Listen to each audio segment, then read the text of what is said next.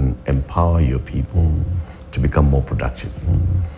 You have rolled out some programs, big on subsidy, big on seed subsidy, certified seeds, fertilizer. You said earlier that you're actually supplying, giving fertilizer to farmers at a lower price than what the national government is doing in the national subsidy. So you're spending a lot of money on subsidies.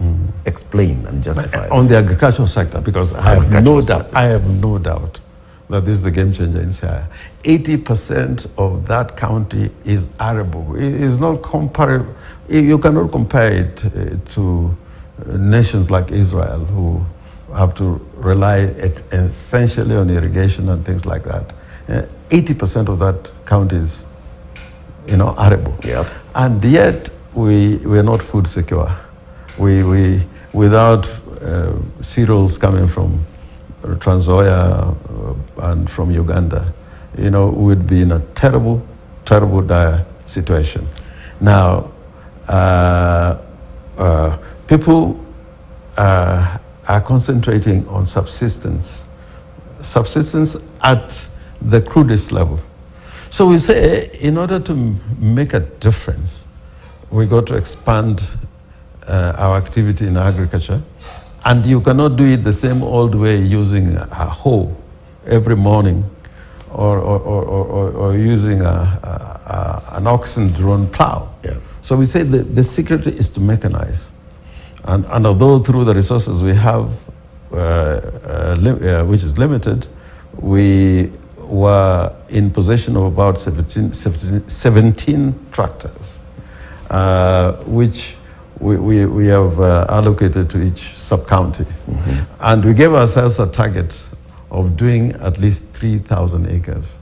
We are now at about 2,100 acres. If I was there at the beginning when the budgeting was being done, I would have aimed for 10,000 acres. But you look, it's not the best, but drive through Siaya, and I do that every morning. I'm impressed by the number of people who have been prepared their land, not necessarily through this subsidy, but people are beginning to see the value of mechanization. Now, the difference is, if you go to a private operator, you'll hire his tractor or her tractor at about 3,500 and even 4,000 shillings, depending on availability. But we are hiring ours out at 2,000 shillings. And if you use our tractors, we give you free seeds. Now, we cannot, there's an outcry. A lot of people are complaining that they didn't get seeds. But we will never have enough money to give. So how are you deciding who gets seeds? We're deciding, first of all, on those who used our tractors. Secondly, on those who are plowed. Look at those people, particularly who have used mechanization. Then look at the needy. There are some people who cannot just make ends meet. They have a piece of land, probably just in about an acre. So we say this one is a special case. And in some instances, we have even given a free tractor service to 1 or 2 farmers per ward. And after you get the seeds, and there was a sense of timing, we try to plow at the right time and give the seeds at the right time. I found out that the demand for seeds was too high. We have done some adjustment, and I'm expecting more seeds in the county through the Kenyan National Trading Corporation next week, so that areas that didn't quite get enough, although all areas did not get enough, but they will have a second chance.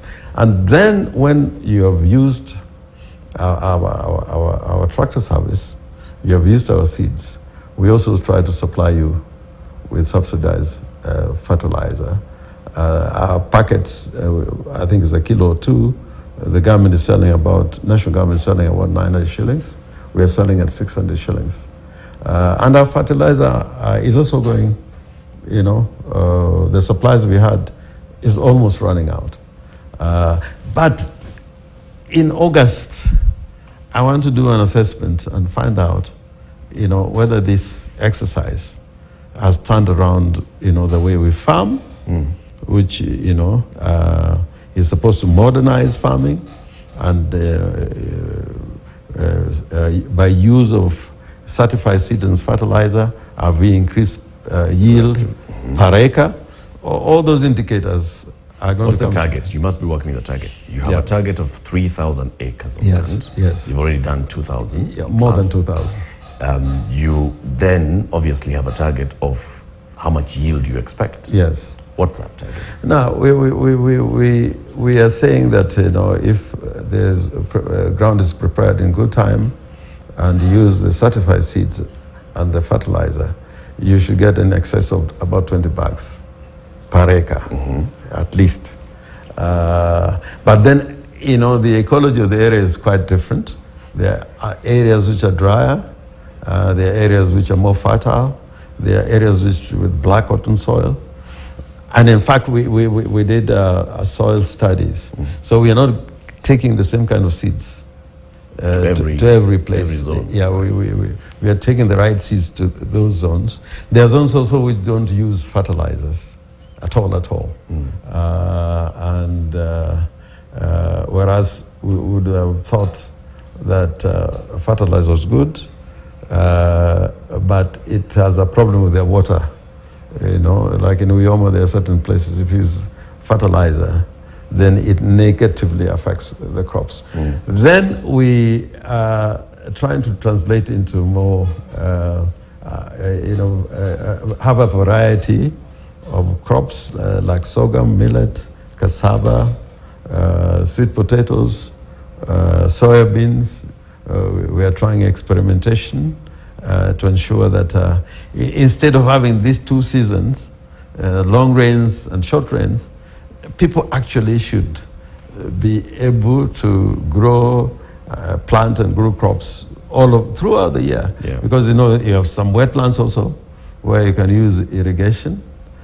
So people should not be waiting For the rainy seasons. for the rainy seasons. If you're near a river, you're in a wetland, or you're nearer the lake, you should be able to do anything with your land at any time. Now, aquaculture, we do fishing. There's cage farming in the lake, but we're saying there must be value addition. For example, we don't have fish processing plant in the entire Siaya. There's a facility in Luanda Kutieno that we are trying to, put in resources and have a finished product in Luanda Kutieno, fish, package, and ready for the supermarket. When will this be ready? How long would it take? We're waiting for the next budget to do that. And we want to have partners in the private sector also to put some money. Sometimes when you have private sector involved in the management, like in places like Homo Bay, where private investors have been at it for a long time, you find better results because governments are very bad managers, especially of resources. I am doing a mill. Can you imagine that the rice that is grown in Siaya is taken to Uganda for milling by our farmers and brought back. And then brought back. Yeah. Now we are constructing a milling plant in some place called Usonga, within Alego, Usonga sub-county. Yeah. And that should be ready in June, July. Because we are groundbreaking next week for that rice milling plant. So we are trying to make lives better in the area of water. That was another big thing in our manifesto. Bondo, even as we speak, they have water shortages all the time because we are not producing enough water to pump into the system to get to Bondo. When we supply water to Siaya, Eurasian Bondo, they don't get water for a week. There's a project we are doing, which is about complete. They are doing a test run this week, and in 2 weeks, the water situation in Bondo will be a lot better. Bondo is growing at an alarming rate, and it needs constant supply of water because water is life in every way, and there are institutions there where without water you can easily, get waterborne diseases and so on. Which is where now we bring in the issue of the collaboration between the national and the county government. Issues such as water, right? It's a concurrent function. So the county government is doing something, and the national government has been talking about the projects, small dams into mega dams, and looking at how that can be used for supplying water to homes and also water for irrigation. Have you reached out or have you had a conversation with the national government on how those can be harmonized? Like now we have a big water project, is nearly 1.5 billion plus, which is called Ugunja Ukwala Sega Water Project. It should cover 2 sub-counties, Ugenya and Ugunja constituencies. It is in the last phase, and we are partnering with the national government, and the last mile connectivity is going to be the challenge, so that you don't just have water produced, but you make sure that water gets into people's homes. That is another project which, if we complete it, there's about 300 million shillings that we need to unlock to improve on that last mile connectivity. I think it will change the lives of many people in those 2 sub-counties. What role is the national government playing? Most of the money has come from the national government through a World Bank, World Bank funds. Yeah. But the last mile connectivity and the initial phases of the project came from the county government. There are also plans in place to do a major water project which will cover large areas in Rorieda, Asembo, Uyoma, and the southern part of Sakwa. But those are plans in place. But we're also doing boreholes. In 2 weeks, I've got some 2 major boreholes that are completed in Uyoma that I'm going to launch in 2 or 3 weeks' time, in Yimbo, and many places all over, where we think that smaller interventions are more important instead of waiting for a big fund for a big project.